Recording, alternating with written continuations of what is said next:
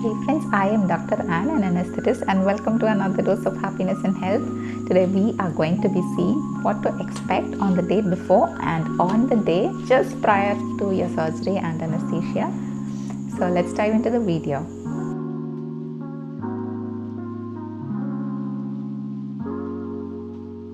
So you're watching this video because you have been scheduled for surgery and you must have had your pre-anesthetic checkup. In case you still haven't had your pre-anesthetic checkup, I'll link the video about the pre-anesthetic checkup so that you'll know what will happen during your pre-anesthetic checkup. And on the day of your pre-anesthetic checkup, your anesthetist has also decided whether to give you general anesthesia or regional anesthesia. So if that hasn't happened, I am linking that video also above, so you can have a look at it and you can decide, and you and your anesthetist can decide together what will suit you, what will suit your personality or your likes and dislikes, all your concerns. So I'm looking that up over there.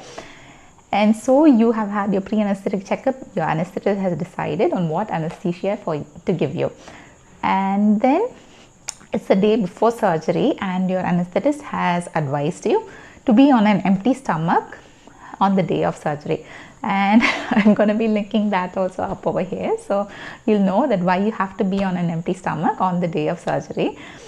And so you finally done all that. So now we are going into what is going to happen the night before surgery and on the day of surgery. Not actually anesthesia proper, but what to expect on the day of surgery so that you won't be taken aback by what's going to happen and you'll be prepared.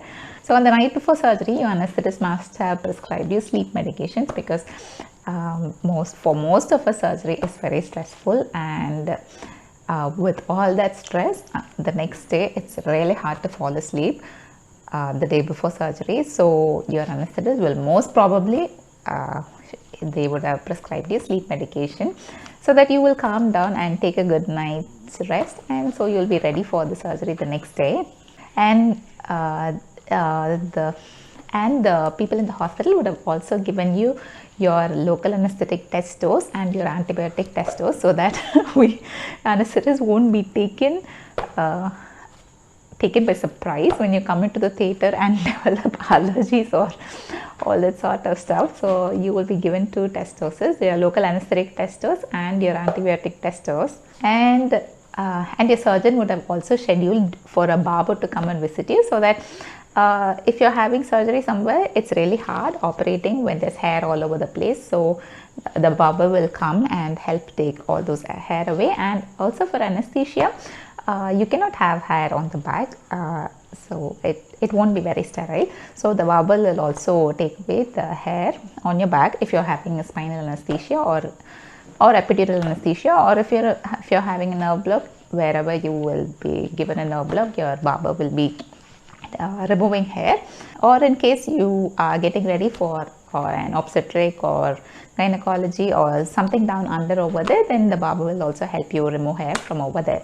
So that's all that will happen on the night before surgery. And you will also have to take a bath so that you are clean, and we don't want any of the microbes going into the surgical site and infecting you. So that's also something you will have to do.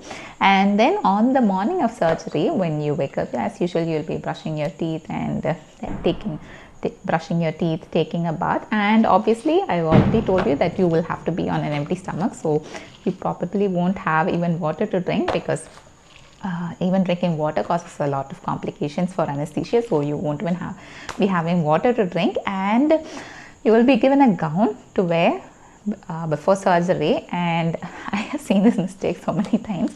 The gown, you have to wear it with the opening in the back and not in the front. You don't wear it like a robe, you wear it like a gown, like you put your hands through and the opening will be in the back, so that when your anesthetist is giving spinal anesthesia, we just open it and give anesthesia. Otherwise it will be very complicated, like turning you around and removing and all that sort of inconveniences. So but even if you do forget to even if you forgot to have the gown on properly, there are restrooms and bathrooms in the operating theater where you can go and change and come back. And yeah, and that's another thing. There are toilets and restrooms in the operating theater, so you won't have to worry about like where will I go in case I need to go use the restroom. So there will be, so you will have provision for that, and you will be wheeled into the operating theater by one of the staff of the hospital on a stretcher, because yeah, you might be able to walk into the operating theater, but most often you won't be able to walk out. So that's why when you're coming in itself, you will be wheeled in on a stretcher. So in case you're wearing any jewelry, you will also have to remove that, because you might not be conscious, so you might not be conscious during anesthesia. So, and you will also be placed an IV intravenous cannula, so that your anesthetist will be able to give medications and everything through your IV cannula. In case that's very hard for you, then you will be wheeled in without your IV cannula, and your anesthetist will be helping you with the IV cannula before you go in for surgery. So you have been wheeled into the operating theater and you are in the waiting area, because lots of people might be scheduled for surgery and you will be waiting for your turn. You might know when you'll be scheduled for surgery, or you can just ask someone nearby, someone of the staff nearby, and they'll tell you when you will be having your surgery. And but in the waiting area, you will have to be alone. If you're a child, then you won't have to be alone, but if you're an adult, you'll have to be alone. And this is separate waiting area for your family and friends who have come along with you for surgery. So they won't be able to be with you in the waiting area inside the operating theater. There's another waiting area outside where your friends and family will be able to stay. It's finally your turn for surgery, so you're finally being wheeled into the operating theater, and you might feel that the AC is blasting and everything is quite clean and everyone is running around getting stuff ready for the surgery. And obviously the first person who will come along to meet you will be your anesthetist.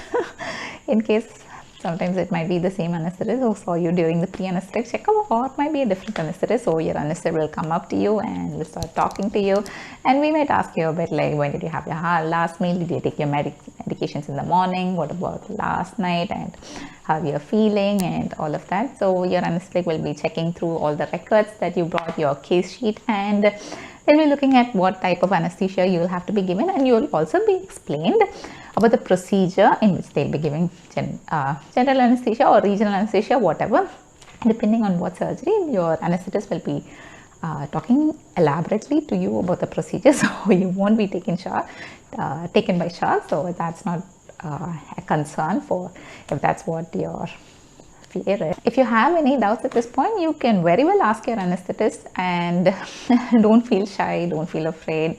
I mean, we understand how hard it is for you. So if there are any doubts, you're free to clarify with your anesthetist, even when you are in the operating theater, even when you are on the operating table. We like it when you are communicating with us, telling us what you feel, so that we can make it better for you. And we always like to know how you're feeling in case something is uncomfortable. If you're on the operating theater and something somewhere is poking you under, you can just tell. Or if you have your arms out and your arms are hurting you, you can tell your anesthetist. Or if the position in which you are on the table is not very comfortable, you can tell your anesthetist. So don't think that any of those concerns are too little.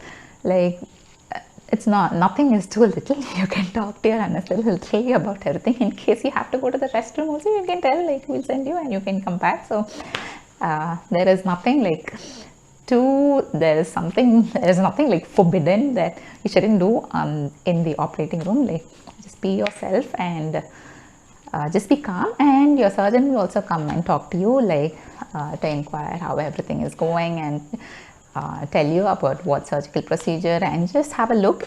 And you will also your BP will be measured. A BP cuff will be on you, and you will also have your ECG leads and your pulse oximeter.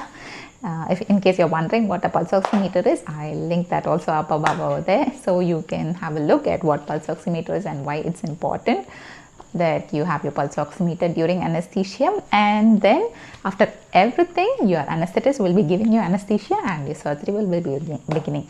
So coming to anesthesia proper, that is a whole topic in itself, and we will discuss that in another video. That's it for today's video. Like, what happens on the day of surgery, what to expect just before wheeling in to the operating theatre. I hope it was useful. In case someone's going through surgery, I suggest you share this video with them so that they will also know what to expect. And so see you again in the next week. Bye.